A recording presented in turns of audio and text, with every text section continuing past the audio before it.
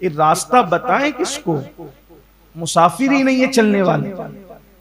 अगर मुसाफिर चलने वाला हो तो हम तो अब भी बैठे हुए रास्ता बताने के लिए, राह दिखाने के लिए कोई अभी भी मौजूद है, लेकिन कोई राहरवे मंजिल तो आए, कोई मंजिल का मुतलाशी तो आए।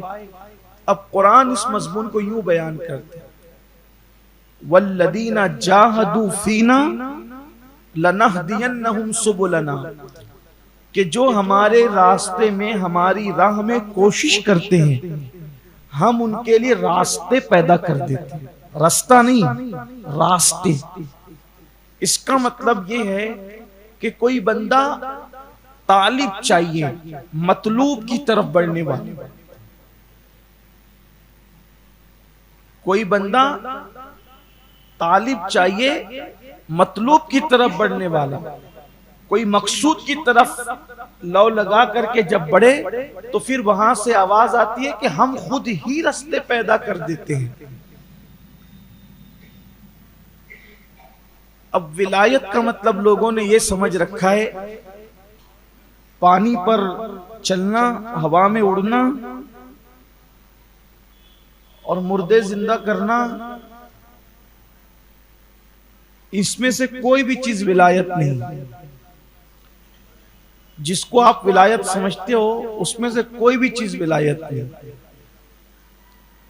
दुआ कर दे तो पानी बरस जाए, किसी को औलाद हो जाए आपकी दुआ से, इसका किसी का ताल्लुक करामत से या विलायत से नहीं।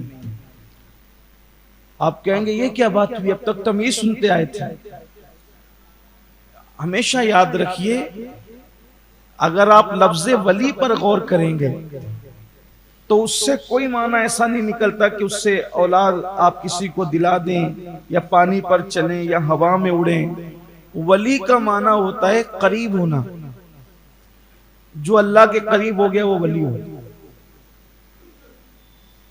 उसको और आसान समझें कि एक मर्तबा राबिया बसरी दरिया के किनारे पर किसी काम से आई हुई थी।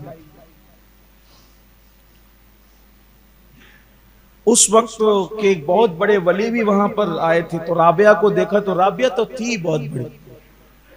राबिया समझ लो कि ऐसी हस्ती है कि बड़े बड़े वलियों को उन्होंने लाजवाब किया, एक औरत होकर के। एक मर्तबा राबिया का अंदाजा लगाएं कैसी वो थी, आलिमा फाजिला वलिया। एक मर्तबा हसन बसरी बयान कर रहे थे, तवज्जो करना कैसी है राबिया। मर्दों की सोच की रसाई वहां तक न हुई जहां तक वो औरत की सोच के। उसकी अता है, वो जिसको चाहे दे दे। कभी कभी औरतों को इतना कुछ देता है कि मर्द नहीं वहां पहुंच सकते, ये उसकी शान है। एक मर्तबा इमाम हसन बसरी ने बयान फरमाया कि लोगों, अल्लाह के दरवाजे पे दस्तक देते रहो, एक ना एक दिन खुली जाएगी। अल्लाह के दरवाजे पे दस्तक देते रहो, एक दिन खुली जाएगा। बात तो बहुत बड़ी थी, बहुत सही बात थी। पर्दे के पीछे से एक औरत की आवाज आई, हसन तुम कहते हो कि अल्लाह के दरवाजे पे दस्तक देते रहो, एक दिन तो खुली जाएगा। ये बताओ कि उसने दरवाजा बंद कब किया रहमत का? अरे दरवाजे पे उसके दस्तक दी जाती है जो बंद होता है, उसने तो सारे दरवाजे खोल रखे हैं, सिर्फ आने की जरूरत है। तो जब आवाज आई तो अंदाजा किया गया ये आवाज है किसकी, तो उस जिसकी आवाज थी उसी को राबिया बसरी कहती है। ये है राबिया।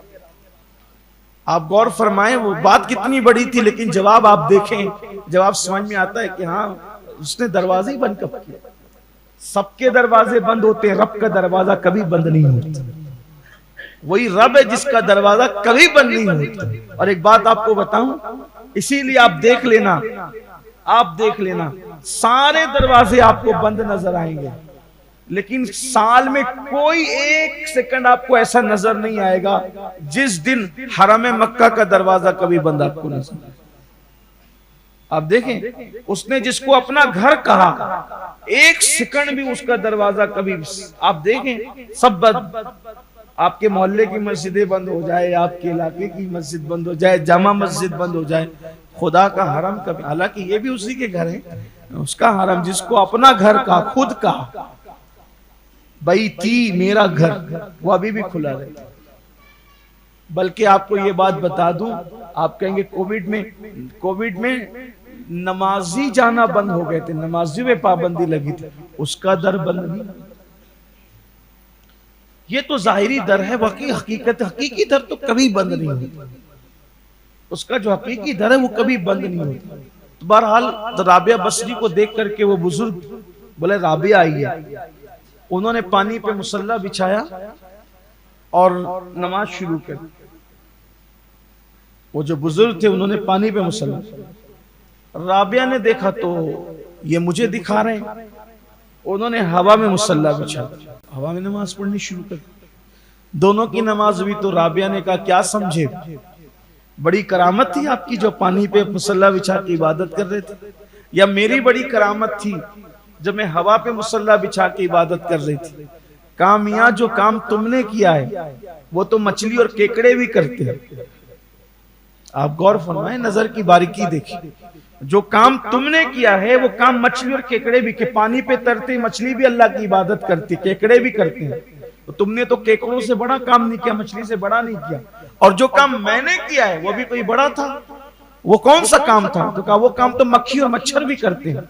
वो जो मैंने किया हवा में उड़ करके इबादत करने का, वो मक्खी मच्छर भी करते हैं, और जो तुमने किया वो मछली और केकड़े भी करते हैं। तो विलायत इसका नाम है। अगर इसी का नाम विलायत है तो मछली और केकड़े वली हो गए, और अगर हवा में उड़ के इबादत करने का नाम है तो मक्खी मच्छर वली हो गए। लेकिन है ऐसा नहीं, ये तो बिल्कुल हकीर सी मखलूक है। और फिर उस बुजुर्ग ने फरमाया कि माई विलायत क्या है, तो फरमाया यार को मना लेने का नाम विलायत है। जिससे वो राजी हो जाए, जिससे अल्लाह राजी हो जाए, वो वली हो गया। जो उसका करीबी हो गया, जो उसको राजी कर ले, उसको मना ले, वो वली हो गया। तब कोशिश करने वाले लोग दुनिया में नहीं रहे। अब यहां पर थोड़ा सा निसाब विलायत जो हमारे बुजुर्गों ने बताया वो आपके सामने पेश करना चाहते हैं। उसके कुछ तरीक हैं विलायत के, यानी उस तक पहुंचने के। पहली चीज, अगर किसी को वली बनना है, आजकल के लोग तो बन भी नहीं सकते, ज्यादातर नहीं बन सकते, क्योंकि सबकी तवज्जो नमाज तस्बीह मुसल्ले तक महदूद है, इल्ला माशाअल्लाह। इससे आगे मुसलमान बढ़ ही नहीं पा रहे। लोगों को नमाजी बनाते बनाते मुकर्रिर मर जाता है बेचारा, वो कब्र में चला जाता है, लोग नमाजी नहीं बन पाते। फिर आगे की मंजिलें कहां तय करें। नमाजी किसे कहते हैं और बेनमाजी किसे कहते हैं, अगर आपको बता दूं तो आप सोचेंगे कि कहीं ऐसा तो नहीं हुआ कि ये नींद में बात कर रहे हैं। कौन है नमाजी? आप कहेंगे जो पांचों टाइम पढ़े। एक आध बार छूट गई, ये पढ़ता तो बेचारा पांचों टाइम है। नमाजी की तारीफ हमारे बुजुर्गों ने ये की है, जिसने पूरी जिंदगी में एक वक्त की नमाज जानबूझ के छोड़ी। तवज्जो करना, नमाजी किसे कहते हैं? जिसने पूरी जिंदगी में एक वक्त की नमाज जानबूझ के छोड़ी, उसका शुमार नमाजियों में नहीं है, बल्कि वो बेनमाजी है, जिसे जानबूझ के छोड़। मगर ये कि वो तौबा कर ले और फिर बाद में उसकी जिंदगी बदले। यानी जो बंदा कभी जानबूझकर नमाज न छोड़े वो नमाजी है। फिर अल्लाह ना करे अगर उससे कभी किसी उज्र की वजह से छूट गई तो अलग बात है। जानबूझ के ना छोड़ा, कभी जागते हुए उसकी नमाज बिला उज्र कभी नहीं छूटी, वो नमाजी है। और जिसने नमाज जानबूझ के छोड़ दिया, फिर तौबा भी नहीं की, फिर बाद में रेगुलर उसकी वो फिक्र भी ना हुई, उसका शुमार बेनमाजियों में होगा। इसका मतलब ये है कि मुसलमानों की 2% आबादी भी नमाजी ना हो सकी। अब इससे आगे लोग बढ़ ही नहीं पाने। फिर थोड़ा सा तस्बीह मुसल्ला करते हैं। आइए, अल्लाह तक पहुंचने का जब नाम विलायत है और उसको राजी करने का नाम जब विलायत है, तो सरकारे गरीब नवाज फरमाते हैं अल्लाह तक जो रास्ता पहुंचता है वो कहां से पहुंचता है? ये मस्जिद मदरसों से और खानकाहों से नहीं पहुंचता। अल्लाह तक रास्ता इतना याद रखना चाहिए। मैं जिम्मेदारी से अर्ज कर रहा हूं, मस्जिद आते हो आते रहो, ये चीज ठीक है, लेकिन कुछ और राज है ये अल्लाह तक पहुंचने का। सरकार गरीब नवाज रदी अल्लाह ताला अन्हु फरमाते हैं, अल्लाह तक पहुंचने का रास्ता लोगों के दिल से होके गुजरता है। अगर अल्लाह तक पहुंचना है तो लोगों के दिल से आपको गुजरना पड़ेगा। ये राज है जो हम भूल चुके हैं, इसलिए विलायत नहीं मिल रही।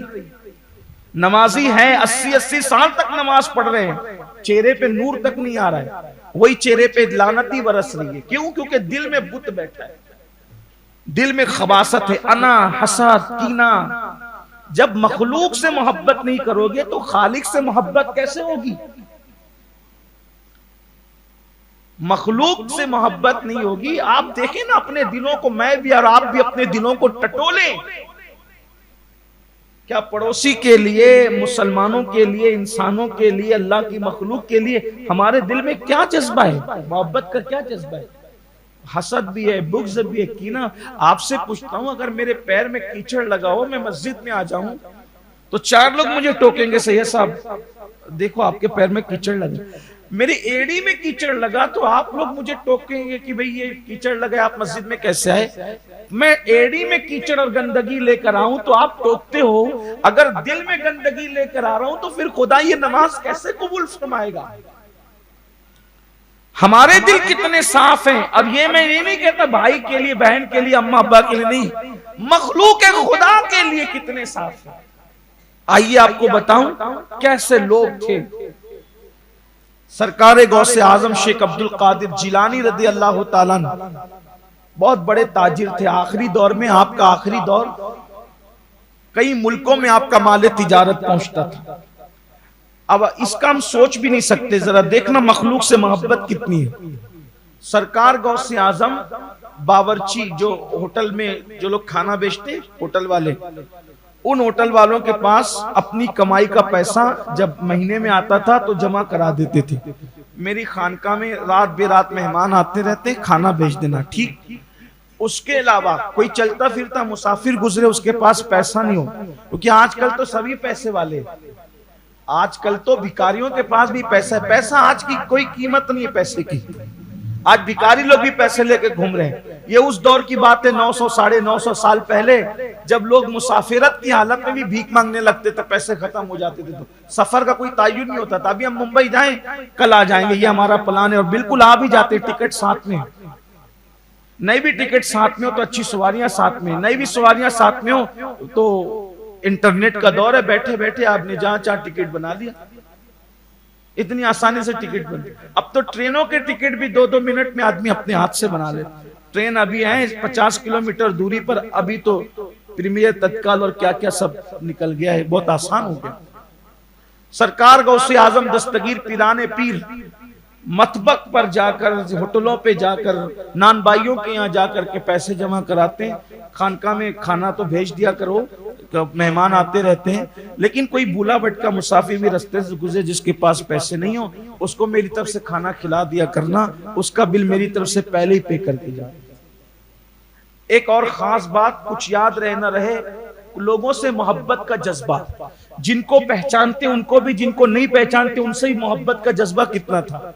देखो जज्बा कितना था मोहब्बत का, इसलिए कि जिसको खालिक से प्यार होगा, पहली निशानी यह है कि मखलूक से प्यार हो ही जाए। वजह, जिसके दिल में शाहजहां की नफरत है उसको ताजमहल कभी अच्छा नहीं लगना, सही है।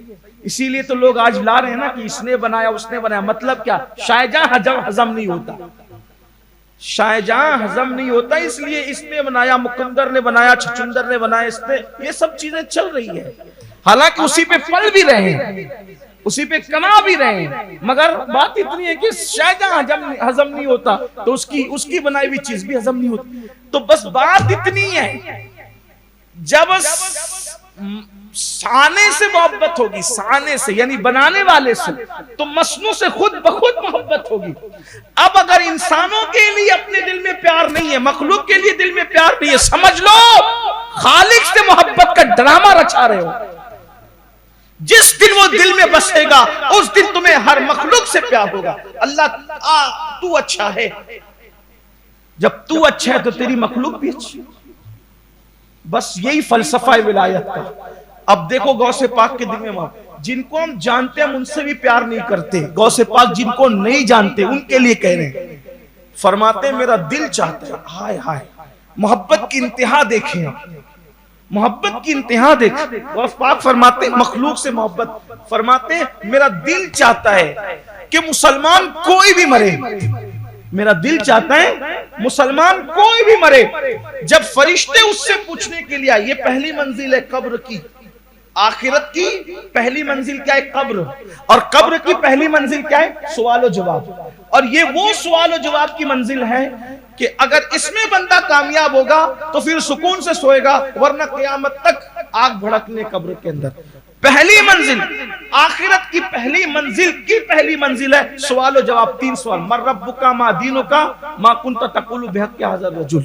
3 सवाल। अगर इस पे आदमी कामयाब होता है तो जन्नत के बागों में से बाग बन जाती है कब्र, जन्नत का बिस्तर बिछा दिया जाता है, सुकून से सोता है। यहाँ बरसों बीत जाते, उधर लम्हा भी नहीं गुजरता।